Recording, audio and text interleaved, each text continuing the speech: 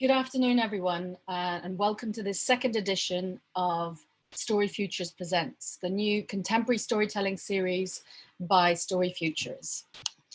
I'm Osta Amundsen, and I'll be your host for this series. My background is as a theatre maker and in immersive festival environments, amongst other things. And I'm now a doctoral practice researcher with StoryFutures, looking at personalization of live interactive audience experiences. StoryFutures is led by Royal Holloway, University of London, and is part of the Arts and Humanities Research Council's Creative Industries Clusters programme. We represent the Gateway Cluster and the Greater London area together. And we're concerned with delivering game-changing R&D projects by sharing cutting-edge research with creative SMEs. Placing innovative storytelling and experience at the heart of next-generation immersive storytelling, and technologies, we exist to fuel growth and innovation across story form, business models, data management processes, and audience experience. StoryFutures Presents is an initiative linked to the story form part of this remit more so, and is a platform for showcasing novel and timely perspectives from makers and researchers across the expanded immersive field. This will include expressions of expanded realities of all sorts, immersive theatre and embodied practices, interactive digital narrative, as well as platform and tech agnostic experiences and design approaches.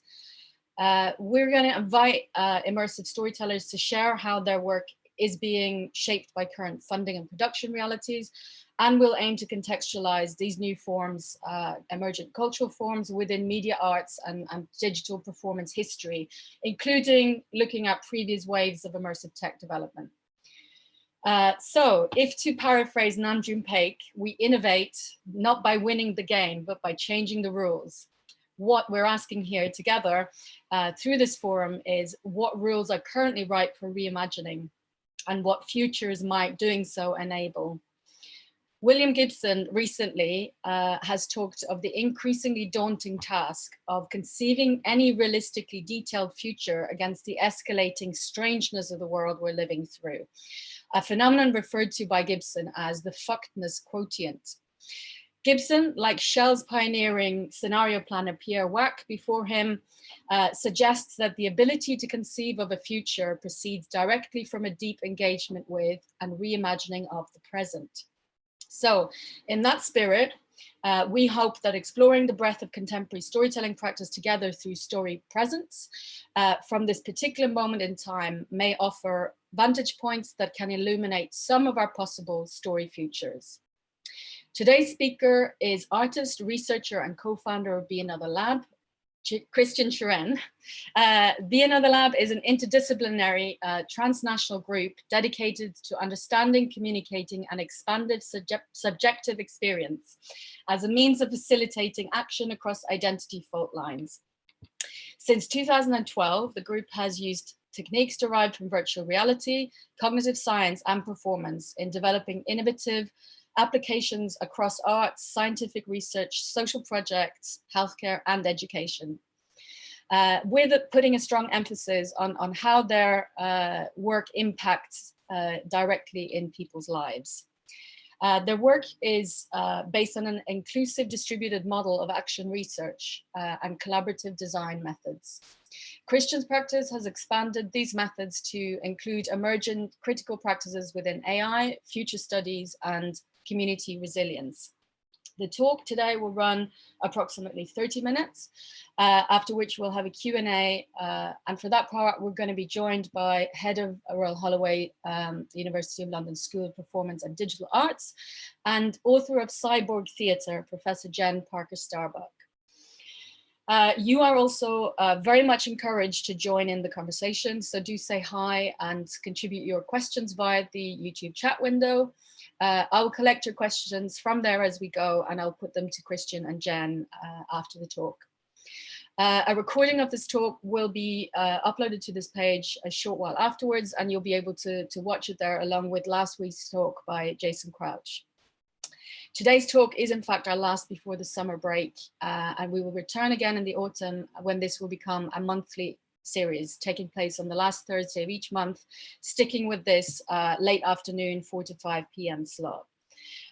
Watch out for further announcements on that towards the end of the summer.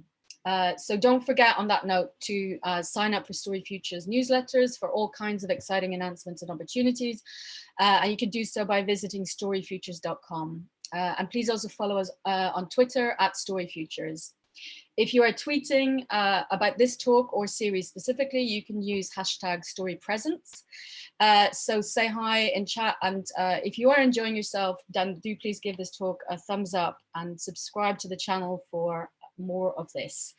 It's my pleasure to hand you over now to Christian for entanglement, embodiment, agency, and narrative practice. Over to you, Christian. Please turn your camera on. There you are.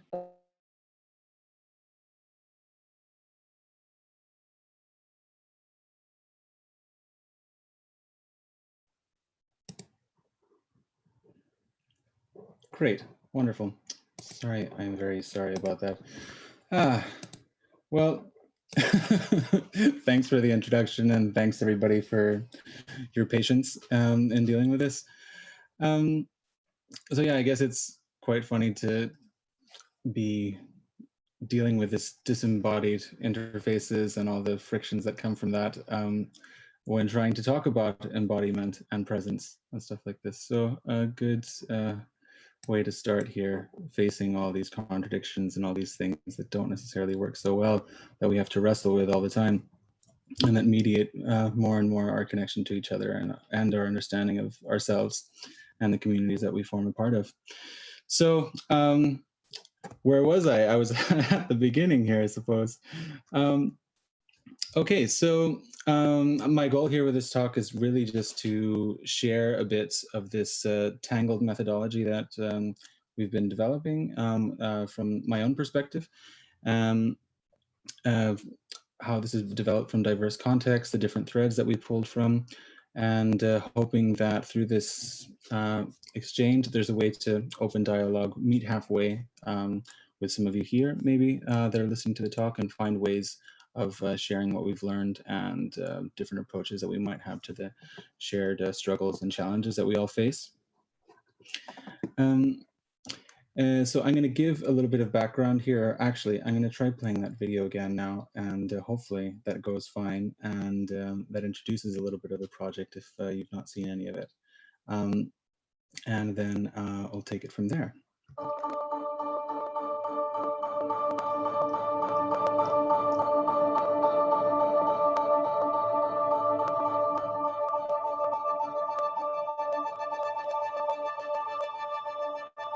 Machine to Be Another is a long-term research project combining cognitive science, virtual reality, and personal performances to create in users the perceptual illusion of being in the body of another.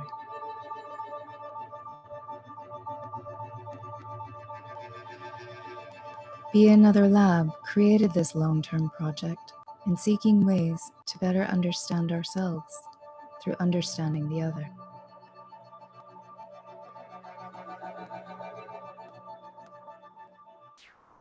They come attack to our village, destroyed our village.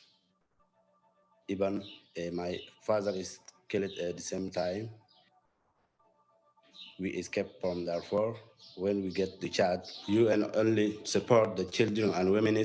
Men is not supporting at all. I stayed in Tel Aviv 6 years until you are not allowed to refugee. You must go back to Sudan. If you don't want to go back to Sudan, go to jail, you stay there.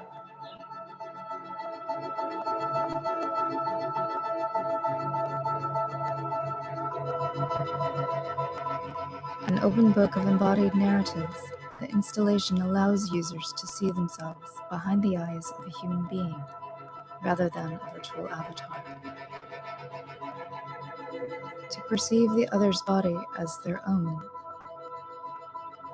To move and interact within the space as the other does. To hear the other's voice and thoughts in response to their own actions.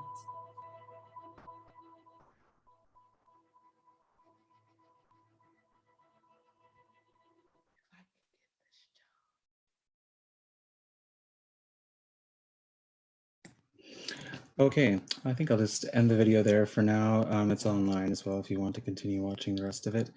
I suppose a bit of context maybe is in order about where the project originates from. I guess we're so used to things being ahistorical these days.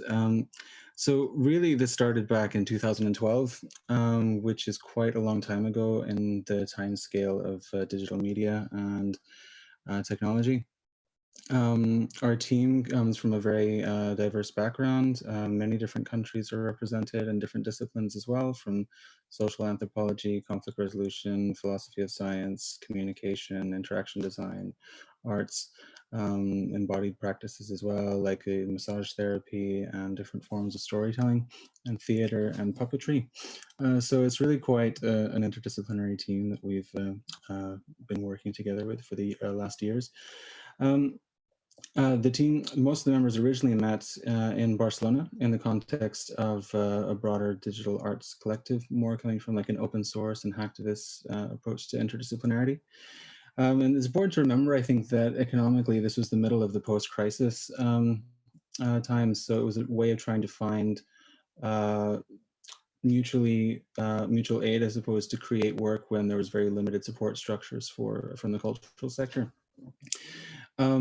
So this was 2012, and there was not really an interest in VR at the time. It was not some sort of rising nascent technology. In fact, I think that most people that encountered our work in the early stages perceived it as being retro, that's some artifact of a failed 90s cyberculture that never really managed to give birth to itself. So it was actually what inspired us was more methods that we appropriated from cognitive science research around embodiment and embodied cognition, appropriating those and reterritorializing them within an artistic context to find ways of facilitating other possible directions with that. The first place that hosted us as well was a performing arts center. So I think it's important to also understand, I guess, the lineage of the methodology itself. That place had been a bit of a hub also for what would be the Indignados movement or the 15M movement, which maybe has some resonance with what you would know as Occupy, but was from a bit earlier. So there was a lot of different community groups that were present there. Whether it was feminist groups, coalescing around immigration, around disability rights and access. And one of the requirements of doing the residency there was that we would collaborate with these groups that were there or open up our works. So this DIY or DIWO, like do it with others methodology, became a central approach in the sense of opening up the techniques that we developed and saying, well, what do you want to use it for? And facilitating projects with different people that were there. There's different things on our website you can see about that, but seeing as I'm already a little bit behind, I'm going to kind of move a little bit further. There was really no expectation of being able to continue the project after that residency. We all had to move to different countries to get work, or our home countries maybe. And we were quite fortunate that applying for residency somewhere, one of our videos that we just put online without any advertisement got the interests of the internet and went viral. And then from there, we were able to ride, I suppose, this new interest, I suppose, in virtual reality and the once again, the potential of this future and if it was going to manifest. So our way of being able to work together was distributed from very early on, and the ability, when you're working about around embodiment, you have to be in person for the most part. So we said yes to so many different invitations, to pretty much all of them, I believe, in the early days, from contexts that we really did not originally feel we had anything to do with, but somehow something about our work resonated in those contexts, and that became also another element of the work of showing up in a place, re-understanding and reformulating and re-articulating elements of our practice in collaboration with people that were there. So this fluidity of practice, this fluidity of methodology and self-understanding and discourse as well became central aspects of the project. And that, I think, is reflected at various levels, which we'll talk about. But I mean, basically the contexts were quite varied. That was hinted at in the video there, but we've been working, and with Usta's introduction as well, but we've been working in lab context, doing scientific research in collaboration with research institutions, working in education projects around bullying, In the healthcare context, also looking at applications of this for teacher training around empathic concern or training healthcare professionals. A lot of our projects, or I'd say the majority of them, do have a very community-centric or social focus in terms of what they're trying to achieve or who they're trying to work with as the primary partner and co-creator in the work that we do. This often also takes the form of collaborations with public-facing cultural institutions, arts, and other ones from the creative sector.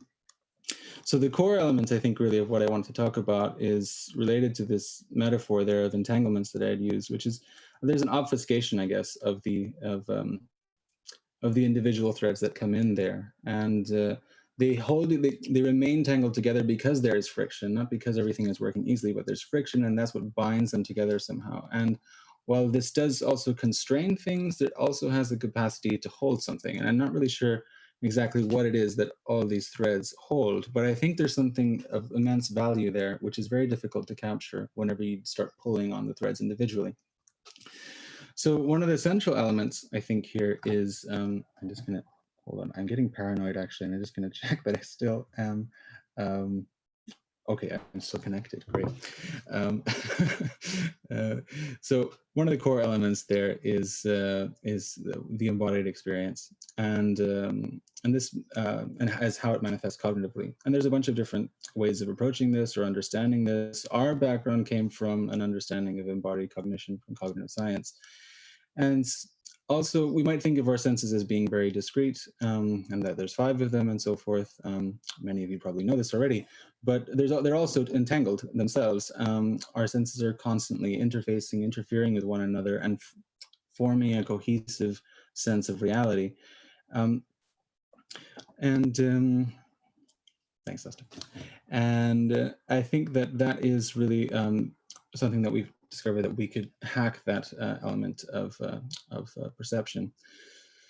So anyway, by focusing the element of embodied experience and considering that the center, I suppose, of where experience comes from and what forms our cohesive sense of reality, our cohesive sense of self, it also then therefore follows that it's the center of where knowledge comes from and therefore where practice should come from. So that means that we have to orient all the different aspects of our work towards centering the body and centering the embodied experience as above other forms of framing, let's say.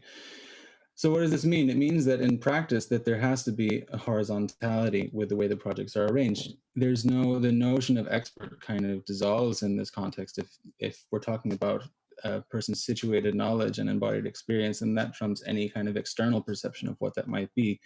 And there comes the issue of agency around that as well. So how to do that is, of course, complicated, but it guides, I suppose, what you say would be the ethical compass in how that manifests. Of course, there's a huge amount of risks inherent in this approach, and particularly when it confronts intransigent forms of technology and the expectations that come along with those. Even from an outside perspective with our project, like the technology takes center stage, the body fades into the background. And in order to interact with it, the body is what's pliable. The technology doesn't really work and route around you. So this leads to a bunch of asymmetries in terms of skill and access and then power dynamics that come as a result of that. But I think that's that element of the embodiment and the relationality, both with technology and between bodies as well, that don't consider just the body as an object. That is then what builds on top of that element, the socio-affective dimension, you could say. So what is this? This, I guess, is the basis, I suppose, of the experience, or the bottom up process, half of the equation of how you get to this embodied listening. What sustains that, I think, is a degree of care that has to be there in terms of both how content, quote unquote, is generated, how things are worked, how experiences are shown to people as well. And that's something that also is very difficult to create a methodology about. Like, sure, you might have health and safety guidelines, you might have duty of care responsibilities, but these legal frameworks, I think, don't really do much. If anything, they're tacked on. Any approach is usually tacked on. So how can we think of cultural production as care as opposed to just something that is added on to it? So following from that narrative, I guess, and I guess what connects narrative and embodiment is identity, in the sense that how you construct your body, or how your body is constructed, or how it is treated as well externally forms your identity. Maybe it's something you construct, or it's imposed upon you because of your embodied situated condition. This delimitation or exclusion or victimization even that can occur because of that. I think it's important actually to mention here that actually, maybe I'll come back to that. Yes, I will. No, I'll do it now. So regarding empathy and so forth, which is, I guess, one of the core elements of the project, I think it's important to mention that there's many different definitions of this, and we might have inherited some, at least in popular discourse, from Chris Milk and the empathy machine and so forth. And I think that benefited to a certain extent elements of our project that was considered as being part of that. But I do believe that there is some deeply problematic elements to that. I have this quote here from a person called Carolyn Pedwell, which I read from a paper that she wrote a few years ago, and I think it was very succinct in its expression of what this is. It's from a paper on decolonizing empathy. And really what it talks about is that when empathy is well, I mean, we can read the quote here. When empathy is this, something that is held by a privileged subject that is bestowed graciously upon a less privileged subject, it obscures all the inherent power dynamics and complicities that might exist in that person's situation. And I think that is a very dangerous thing, and particularly also with the appropriation or projection into these other experiences. And when you're working around identity, particularly working in community contexts and stuff like this, or around issues that are sensitive or political or whatever they might be, it gets extremely tricky and navigating these elements. So I think one of the most important aspects of this is then to talk about narrative as it relates to narrative practices, or you could talk about narrative therapy, which is really an understanding of narrative that it's an understanding of narrative that focuses on the fluidity of it and the ability to refer to oneself in their own terms, and that those terms do change. So in narrative therapy and different practices like this, the ability to reauthor oneself is seen as a way of overcoming different traumas or dealing with oppressive systems as well.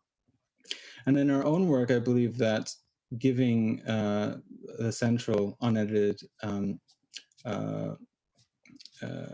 position, or let's say to the collaborators that we work with, is what sets it apart maybe from other kind of more easy approaches to doing this in a way. It complexifies narratives where you might be working with people that, for instance, one example, we were working in London with different people that had been dealing with the asylum services in the UK, had been given refugee status or had been denied it for various reasons.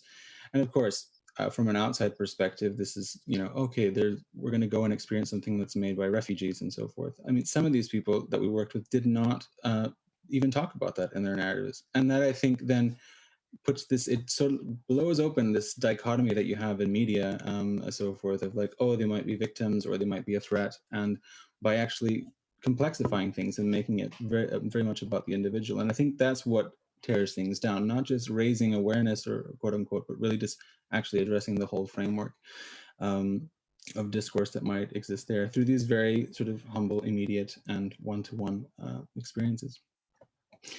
It opens up a possibility space. And I guess this, and it happens because the subjectivity is different. I mean, some of you might have been working in flat media, you could say, like the documentary format and so forth. It's very normal. You have a person, the subject in which you're interviewing, they're in a frame, they speak to the camera, they identify themselves, there's a little tagline underneath.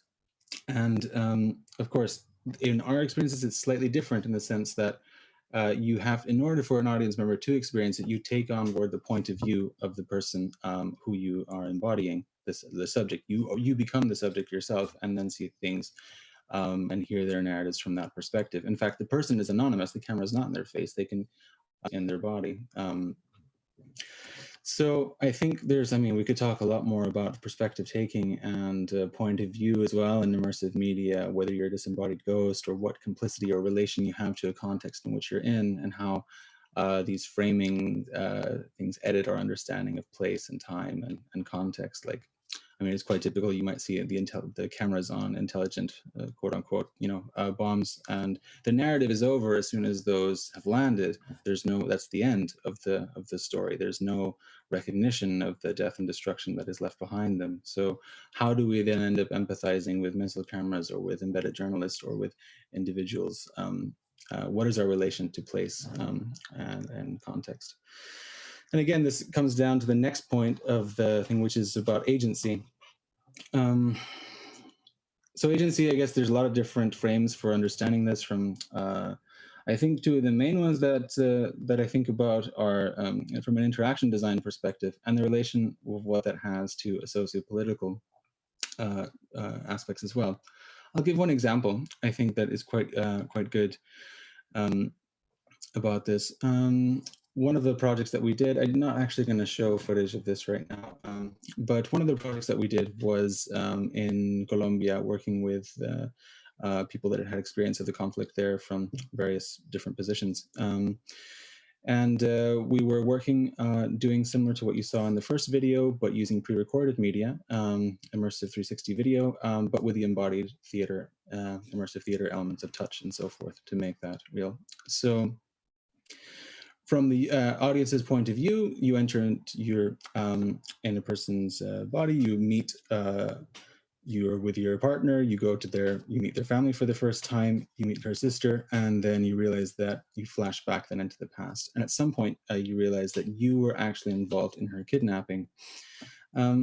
So everybody in this video were all the people that had experienced different elements of this themselves, constructed the narrative, acted it, produced it, and so forth. It's really quite amazing to see what can be produced, by people that supposedly aren't professional. That I'm always blown away by this, but okay, I'm getting off track here. But the main thing is, okay, so in this scene, and with the nature of the interaction of that system, you have to copy in order to be able to experience something. As our senses, similar to the other one, you replace the visual feedback that you're getting, except that everything is matching the touch and all the other sensory elements. So you have to copy what's happening in this video in order for it to happen. You don't have an agency, you don't have the capacity to decide. And in that moment, when you're holding the tape that is being put over this woman's mouth, users have told us afterwards that they said that this was a terrible moment because they did not want to do it. They did not want to do it, but they had no choice but to be there. And then in that moment realized that, this person also doesn't have a choice. They are also participating in something that they don't want to do. And at this nonverbal level, created a very deep sort of moment of reflection, you could say. So I think it's important to think about the implications of what agency have in terms of what responsibility, what choice, what forms of power it obfuscates or entrains. And then also agency, of course, in terms of the design process. This relates, I guess, to the horizontality that I was speaking about before, but how do you center people's control over their own narrative? In our experience, or at least in my experience, like, we don't edit down, we don't cut out people's elements of their story. At the most, I think we add space into the audio narratives. And that then also means that there's not an editorial process that we're involved in. So there's a lot of things here, but it's reflected at different layers. I realize I am short on time, but great. So I think, like, basically with this talk, I'm trying to open up a bunch of different directions and things that we could be talking about here afterwards, because that's really what I'm interested in. So I think I'll go a little bit broader now rather than honing in specifically on many examples of our work, of which there are many. I mean, we've been working in, I think, like around 25 countries now. A lot of these projects have this hyper-local focus in which it is relevant to the community and designed by the community in which we're working. But I guess talking about immersive media in general and the experience of the immersive is an experience of being in, and it's inseparable from, in a virtual environment or in a story, whatever it might be, but that's inseparable of being with. And so especially if we include the co-presence of the non-human that might be in some virtual environment. And I think this relational situatedness is then made possible with this implicit temporality. There's a history, there's an awareness of moments before you've entered into a space, no matter how virtual it is. And that's what shapes the affordances of this environment and our relation to it. So this agency, I guess, in flux is what defines this relationality. And I'll talk a bit more about that. I think like going back to narrative, there's some analogous dynamics in that, I think. So this process of resignification and rearticulation of one's relation to a listener or one's relation to history or future or environment is, I think, analogous to that. The systems and knowledge and the systems of knowledge or memory contained in oral traditions are these resilient distributed networks. And the agency in flux here is the authorial voice. It's distributed and spread throughout these endless repetitions and reformulations and all these, even the elements that are misrememberings or changes in a lyric somewhere or something like that. Those are mutagenic and adaptive, and that is all part of this thing that is alive in that sense. So the living knowledge is really contrasted to this other process of centralization and dead archives. And we work with archives, we work with video, we work with things. So there's a different element, of course, between a performance that is live and a video that is done. But in general, I think archives or canonic archives, whatever they may be, they present as authorial, yet they're not really the knowledge they claim to contain. Because that's like this thing that exists outside of it. It's this plurality that is born through acts of reinterpretation, through all this constellation of contextual and temporal relations. So I mean, an example here, I'm in Galicia at the moment on the Camino de Santiago, which is like a Catholic pilgrimage here.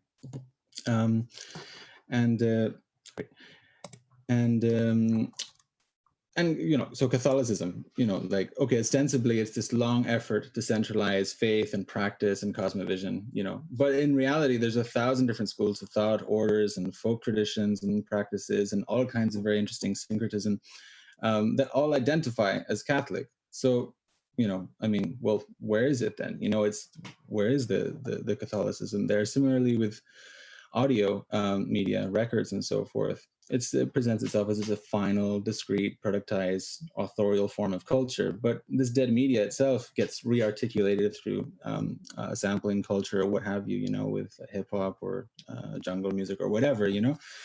And I think that in essence is, in the essence of both these examples, and I think that is that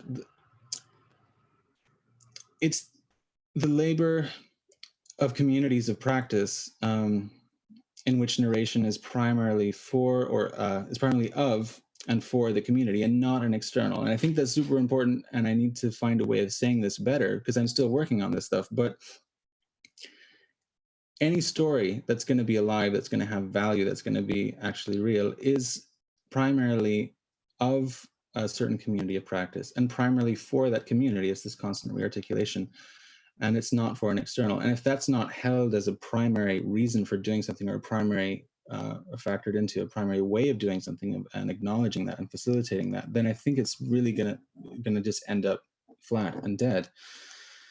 And I think this understanding can also open avenues to interrogate the different dynamics that we're facing now in technology around datafication, which really, you know, characterizes our contemporary reality. So if we start centering data as narrative, it maybe provides a language and a framework to address this, you know, unprecedented centralization of knowledge and histories in a way that maybe is graspable for us, in a way that's maybe actionable as well. I mean, from this we can then understand that artificial intelligence is primarily a narrative practice. It's absorbing and retelling our data story into new narratives. And so the question is then, well, you know, where is power here? Where is narrative power, and who is telling this story? You know, and what is supplanting our collective living stories with a dead canon? And is this eroding our ability to actually do this ourselves?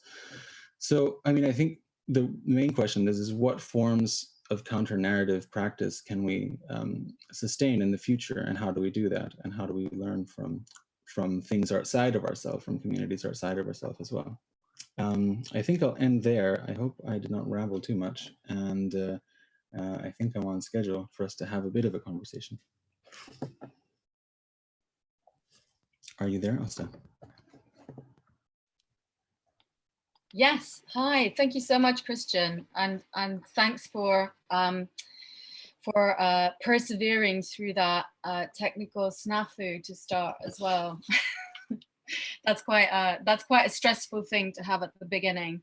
But yeah, thank you so much. Really enjoyed your talk, and welcome Jen Parker Starbuck as well.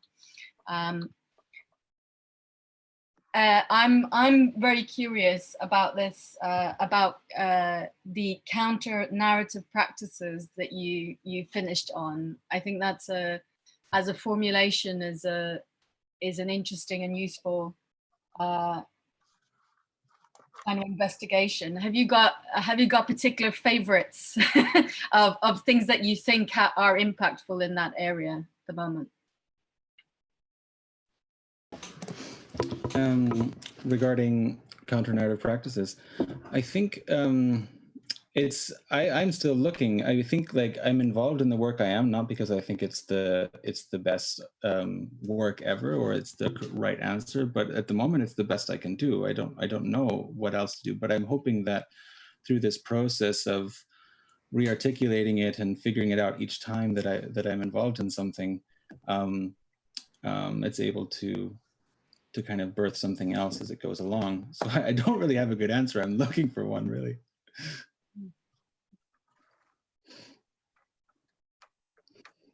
Jen, have you got? Yeah, thank you so much for that. It's a really fascinating talk, and of course it's always interesting to be talking about embodiment from these disembodied spaces.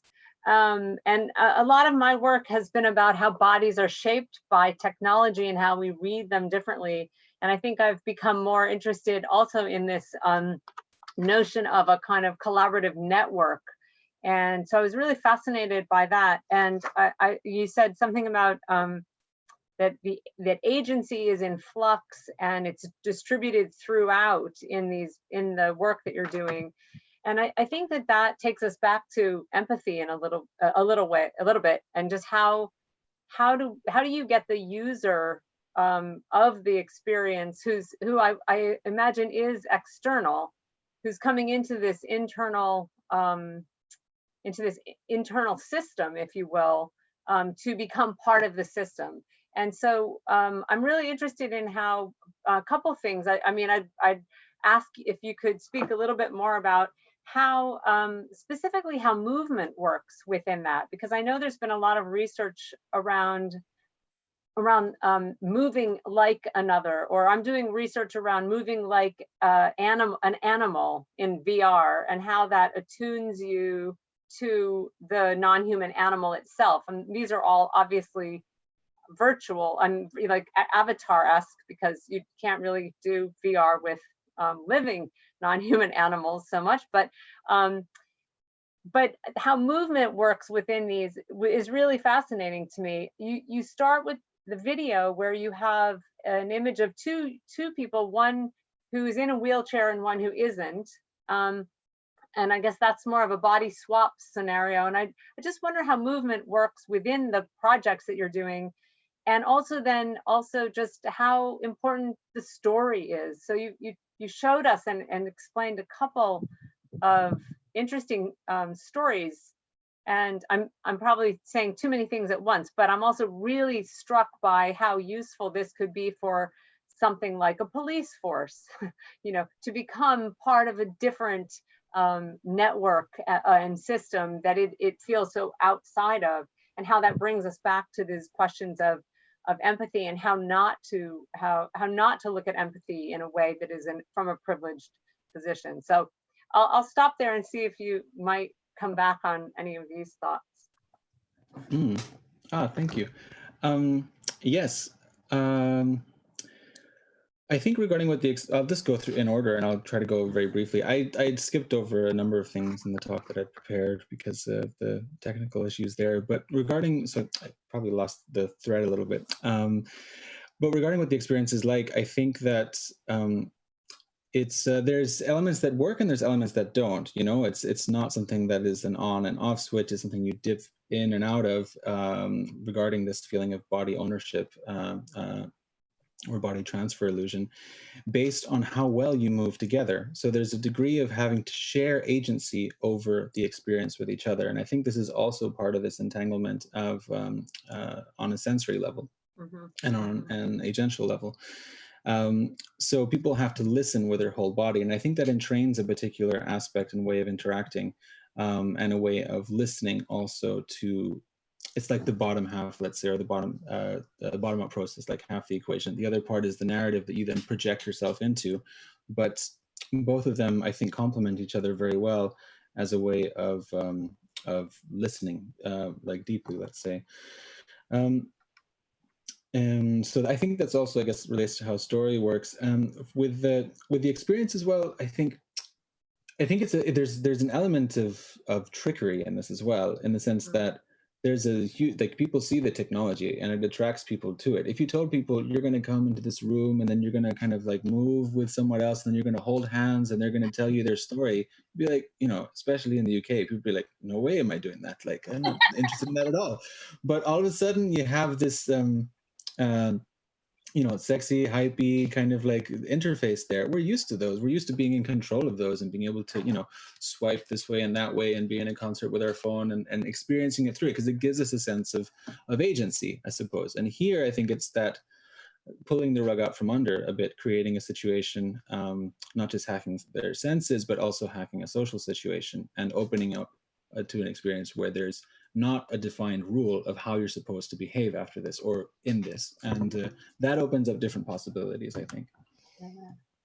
So in what we saw, people were sitting and, but what you described with the scenario where the user becomes complicit in the kidnapping of their own sister, I was imagining at that moment that you would be moving around and going through different scenarios. Is that the case? Have you moved from a kind of sitting in front of each other to an ability to move through the video, the 360 environment?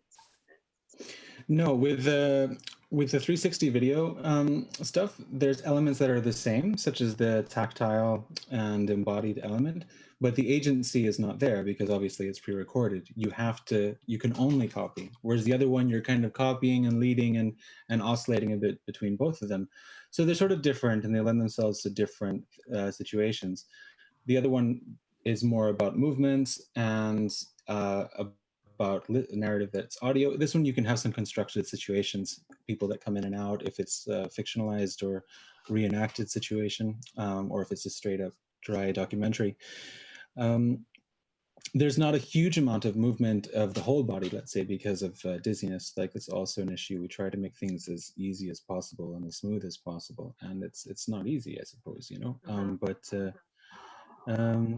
we're always open to trying experiments as well, depending on who we work with. But I think in general, the less. You're muted again now, Kristen. You lost your audio again. There you go. Am I back now? Yeah. Oh, sorry. Yeah. When did I get cut off? We lost the last bit, last few words, I think. Oh, okay. Well, I was just repeating myself, I think, at that stage. Well, so. That's great. I mean, we're called StoryFutures because one of our focuses is around narrative, and so I was really interested in all of the ways you spoke about narrative through the work. I'm wondering too about the stories that you chose. They're very political, social, socially important, especially in what I've seen of your work online and the videos and such. Can you tell us a little bit more about how important the stories are that you're choosing? Are you choosing them? Are you choosing the people? And does that make a difference in a way in terms of the user experience? And I guess when I was thinking about it, I was also wondering, does anyone resist the kinds of engagements and identifications with the stories that you're dealing with, and how have you dealt with that? That's really interesting. The sort of frictions between people's, Yes, I think that Well, yeah, several things. I think in terms of choosing and so forth, we're not really going out and seeking particular narratives or seeking particular people. We are very reactive, I suppose, to people that contact us, and it's a question of finding ways of generating projects together. We really function as a para-institutional kind of entity where we exist sort of in the gaps between community organization and research institution and cultural center, and that sort of try to coordinate projects around that. I think the motivation to work with people, with the groups that we have, is I think partially out of urgency, and partially out of a degree of understanding and complicity, and like, okay, well, we're doing this stuff, like, what can we do with it, and trying to learn from that. I think in terms of people resisting elements of that, I think that there has been some of that, but not as much as I would have expected, to be honest. I think part of it has to do with, well, two things. One of them is the degree of the novelty and unfamiliarity of being put on the spot in a certain way. And the other one, I think, is doing that with care, and you're not just caring for the people that you're working with to create, to co-create different experiences, but also the people that are experiencing it, and making sure that you're there with them. Oftentimes the other person, if it's a live kind of embodied exchange, with narrative and so forth, they're there as well. And the whole idea is that they can go off together afterwards and have a conversation. And I think that is really the people react. If it's just something that's thrown and foisted on them, I think people react quite a lot more forcefully to that, But I think the gentleness is important for all this. I think that's an important part that maybe didn't get into the talk is I mean, you mentioned care, but that there is touch, at least in what I read about about the different kinds of work that you're doing, that there's touch involved, and then the opportunity to meet and talk to each other afterwards. So it's a kind of becomes even, I don't know, maybe doubled with the kind of physical contact afterwards, and the ability to really then have a discussion about the story itself. Is that part of the practice in all cases? I'd say I don't know if all cases, it really depends, because there's a huge variety in them, but I do think that is one of the main things we try to make happen with all the moving parts that there are, because I think it's immensely valuable. I think it's valuable in two directions, because it's not just about creating awareness and all this other kind of stuff. I think there's this other audio sample I wanted to play from someone that we'd worked with, who was talking about her experience, and her, like, while being in this experience and sharing her story, that her load is kind of halved, talking about maybe difficult situations that they've lived through, that in sharing it and knowing someone else is with them and moving with them and hearing the story and so forth, that they feel lighter. And it's a way of kind of also like, it goes both ways, and I think that there's a transformative process when you are re-articulating yourself, when someone is also listening, and then that a moment of recognition and exchange that can happen there. And I think that it's very hard to pin down, and it's very hard to figure out what works and what doesn't, and all these other things. There's so many moving parts, and I struggle with it a lot, but there's definitely something of value there, I think. Yeah, absolutely. I mean, I think that these projects are so crucial right now, at a time when I think we need to think about how to care for each other, and how this sense of distributed agency works through these systems and networks, so that we can kind of start to dismantle some of the hierarchies. So I really value the work that you're doing, and thank you so much for it.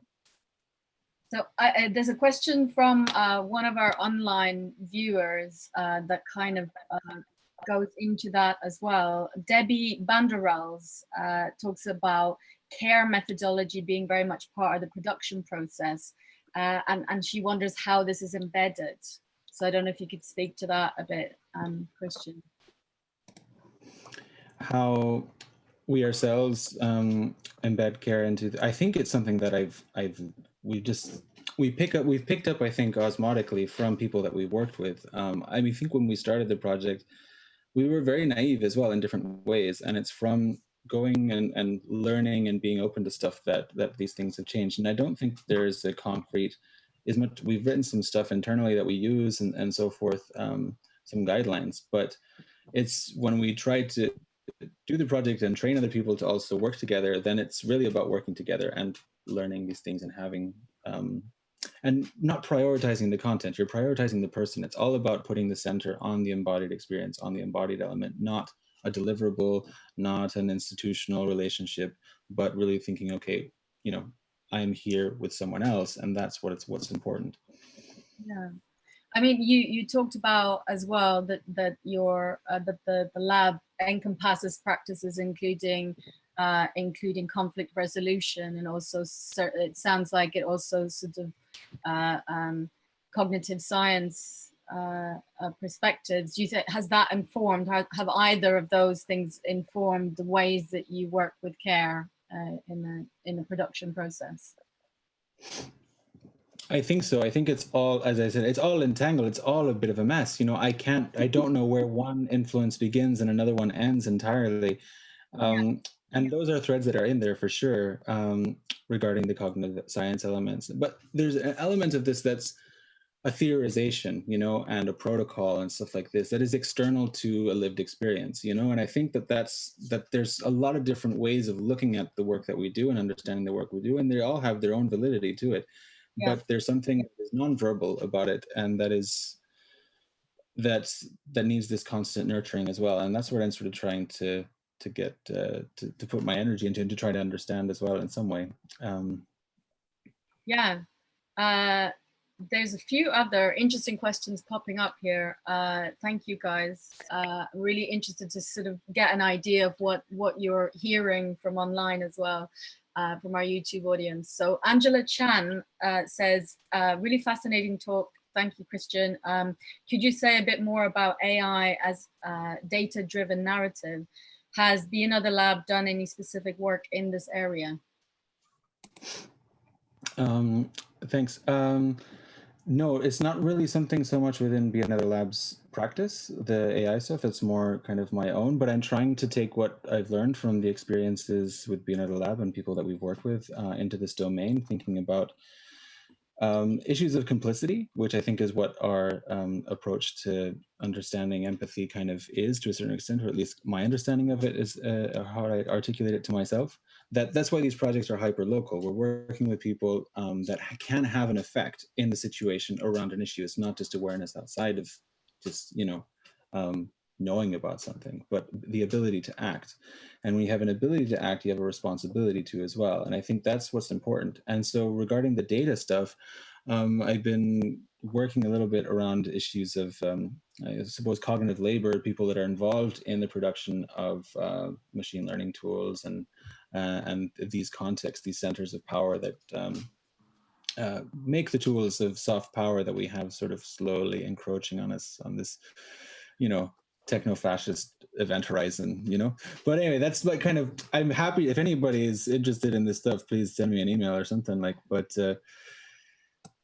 I don't have anything concrete, let's say, to say any big wisdom about it. But I think that there is a chance maybe that it's worth addressing some of this stuff with people that are in a position to do something about it and know about the frictions and the complications of on the other side, not just the external, oh, this is a big thing that exists, but people that are involved in the nitty-gritty of it. There might be a way to act there, maybe. Am I understanding you correctly? You're talking in terms of the labor involved in producing these kind of tools and in structuring the data sets involved and so on, which isn't really something that's talked about a lot, because I guess one of the kind of pervasive myths of AI is that, you know, is that it's all automated, and maybe some of those kind of labor situations of what those jobs or processes are can be a bit obscured. So have you felt are there particular angles into looking at that work through the kind of labor conditions of those people that you're investigating, or am I understanding you correctly? Oh, sorry. Yeah, I think there's several. There's one of them is obviously in contexts of power, like Silicon Valley and stuff like this, where a lot of this are the Bay Area, you know, where there's a lot of people involved in this, or large research institutions, MIT, what have you. I mean, we've had the fortune of being able to access some of these places. And I think that's really what got me thinking, is that through the work that we did with BeAnotherLab, I ended up in all these contexts, which really I shouldn't be allowed in some of them, you know, but somehow I'm able to talk to people. And it's very different, the conversations that happen inside context versus how they're perceived from outside as this monolithic, closed thing that doesn't have any change. And there's a huge variety of people in there, and I'm curious. I think that there is possibility of being able to create new understandings or ways of acting, or ways of reformulating one's responsibility for the way things are going, and that pushes towards action. Perhaps that's on one level, but the other level is that a lot of this stuff is also happening with labor in the global south. You know, a lot of these machine learning algorithms are all trained by click workers, you know, in India and Bangladesh and Pakistan and stuff. And so, I mean, there's this stratification as well. There's a lot of different things that, a lot of different angles into this, I suppose. Yeah. But I think story and our ability to frame this as something that's important, because it's like, oh, technology, I don't understand that. But if you start talking about, oh, well, story and narrative and things, well, that's something we all have in history, then it, I was really struck by that when you said that the AI is just a narrative practice that absorbs all of the data, all of our stories in a way, and then sort of we begin to see a different way of telling stories. So I think that's a really very fascinating way to think about it, because you know, just because of even algorithms and how they work with what they collect from you, what they think is important, and then what you don't realize is important. And it's just a really interesting way of retelling some of the stories of society right now, I think, too. Absolutely. So we have another question as well from Alice Parsons. She asks whether the technical limitations of current VR systems hinder your work. Have you tried any haptic experiences, and could this increase feelings of embodiment, do you think? Thanks.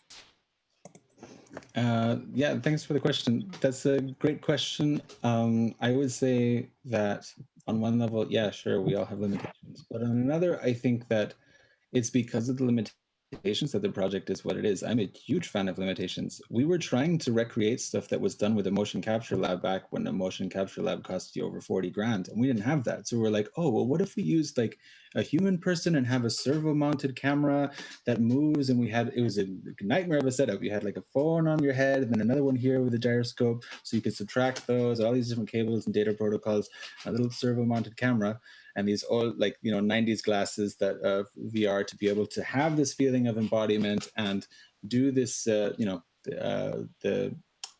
create this feeling of body transfer illusion without digital avatars.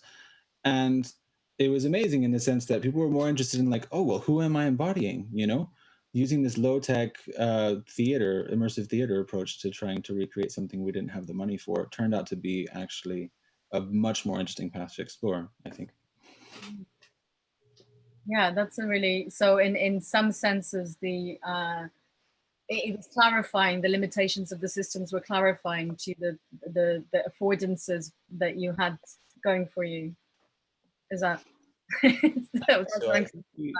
Yeah, there's something about the.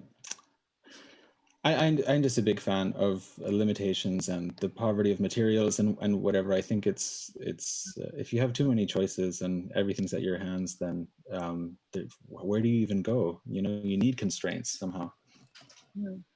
I became very curious when you were talking about the breadth of the kind of context that you guys have worked in, you know, from refugees and the lowest level of the immigration systems to the World Economic Forum, and I know you guys have worked with UN and everything. Have there been opportunities within that to that you feel where those stories from those worlds have actually managed to meet in an embodied space, or do you have to kind of reinterpret them for each space, according to the audience?